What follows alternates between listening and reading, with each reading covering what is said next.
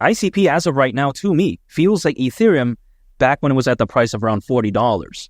Now, you may be wondering, okay, why do you think so? Before I get into that, I want to explain how I'm not a financial advisor and also this isn't a guarantee. But here's the thing. Ethereum at one point was around $40 in price. As of right now, price is around $2,500. Now, to be specific, right, the price is $2,514, and that divided by 62, more or less, is $41. Now, here's the thing. If people take a look at, okay, Ethereum at one point did a 62x, but then they may be wondering, okay, how does this have any relation to something like ICP? I believe that during this bull run, ICP could hypothetically go to the price of $500, which, by the way, is around a 62x from here. So, yeah, you get the relation there, right?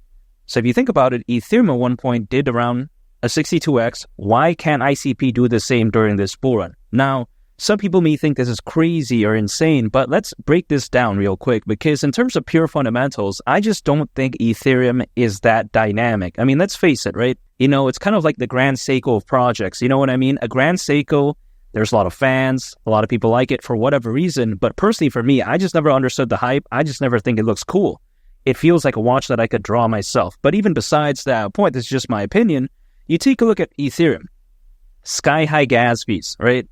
Arguably not even scalable. I mean, this kind of caca nonsense. Imagine if, let's say, right, an ICP critic wants to send, their cousin some ETH to buy a used caca scooper that they saw down at the pawn shop, again, down the street.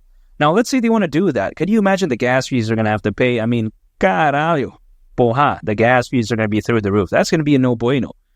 Now, of course, these are complete issues that I think, it's just completely unnecessary. Now, of course, there are Ethereum layer 2s out there that kind of fixes this type of stuff. But if you take a look at the internet computer, it does not need that type of support, if that makes sense. When you take a look at the internet computer, it doesn't suffer from these problems. Not to mention, you take a look at, when it comes to Ethereum, it just feels kind of outdated at this point. It's kind of like rolling up to like an F1 race with like a go-kart. You know what I mean? Sure, it's cool, but it's just not that, dynamic in my opinion. Not to mention, you take a look at when it comes to Ethereum, right? For $1 worth of smart contract data, you can get approximately 44 bytes, at least allegedly. But on the internet computer, you can get over 200 million bytes. And also allegedly, the average cost per instruction on Ethereum is over 40 million times more expensive than the internet computer. Again, this is allegedly, but you could only imagine that. That's crazy. At least that's the way I view it. Now, I have to say crazy in like a different way because that's just insane. I mean, really, when you think about it, Ethereum, yeah, I just don't really like it as a layer 1 blockchain. I think it's okay. Like years ago, back in 2018, I guess it was dynamic, but as of right now, it's just not that impressive. At least that's the way I view it. Now, here's the thing as well. If I take a look at, the internet computer, it's the world's most productive blockchain. Is Ethereum the world's most productive blockchain? No. Again, that title allegedly belongs to the internet computer. So when people like to say that, yeah, Ethereum's amazing, all this type of stuff, well, maybe in terms of like fans and hype, I totally understand that. But in my opinion, in terms of pure fundamentals, we're taking a look at something different here. It's like a different breed. You know what I mean? The way you take a look at it is that the internet computer, it's basically like the Revenge of the Mummy, but in terms of like projects. Why? Because in my opinion, the best ever ride ever in history, in Universal Studios is the Revenge of the Mummy. That's the only ride I want to go on.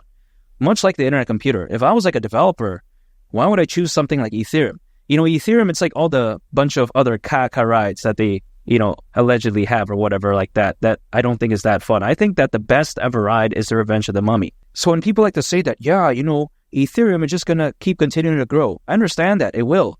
But I think that when a project exists on the internet computer, it just has a much higher ceiling because fundamentals are a lot better. Gas fees are not crazy. It's very scalable, again, which Ethereum allegedly isn't. So if you actually take a look at it, the internet computer is just much better again. Now, it's going to take some time for people to change, though, because imagine, right, when cars were like invented, did people automatically just start ditching horses, to go for cars? Maybe some people did, but it took some time. You know what I mean?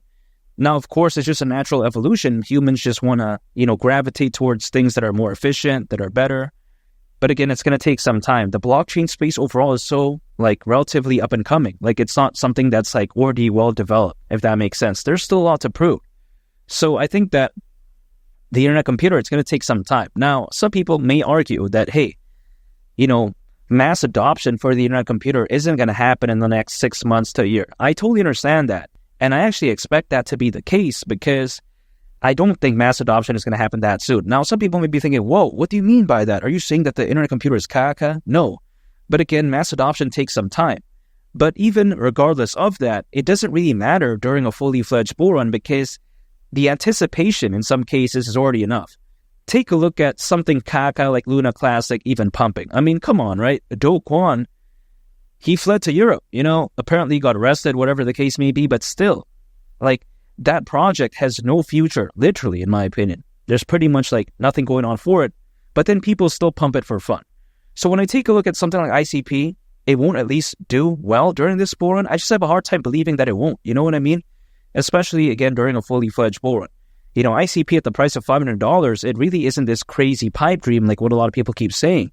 People like to say, hey, dude, you're living in La La Land or whatever. No, that's not the case. Because if it were to go to that price, considering current circulating supply, market cap would be around $237 billion. Not too bad, right? Ethereum exceeded this by over 300 billion. So I'm not talking about some crazy nonsense here. And not to mention, there's over 500 million crypto owners, according to Crypto.com research. With that taken into consideration, this bull run is going to be bad? No, I disagree. Also, you take a look at the Bitcoin ETF. That's amazing. Now, I'll also mention this, right? The Ethereum ETF, which I think is positive. Even though I personally wouldn't acquire Ethereum, I just think that the ETF is amazing overall. So, of course, this is going to benefit the crypto space. Also, you take a look at the number of institutional investors, the amount of enterprise adoption.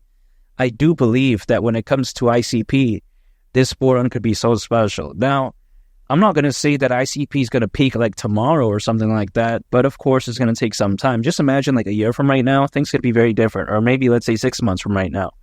Bitcoin hasn't even reached the price of $100,000 yet. And also you take a look at the Crypto Greed and Fear Index. It's not like it's fully bullish, you know what I mean?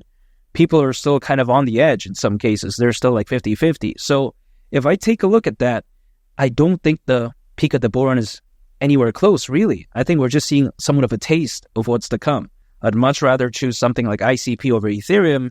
And again, that's why I think that ICP, as of right now, feels like Ethereum at below the price of $50 because it just kind of feels like that vibe. It just kind of feels like Ethereum, but at its up-and-coming days, so to speak. Now, again, only time will tell. I don't have a magic crystal ball to kind of exactly determine when ICP is going to pump all this type of stuff. Now, of course, this is only hypothetical, but because ICP is giving me good vibes, the internet computer.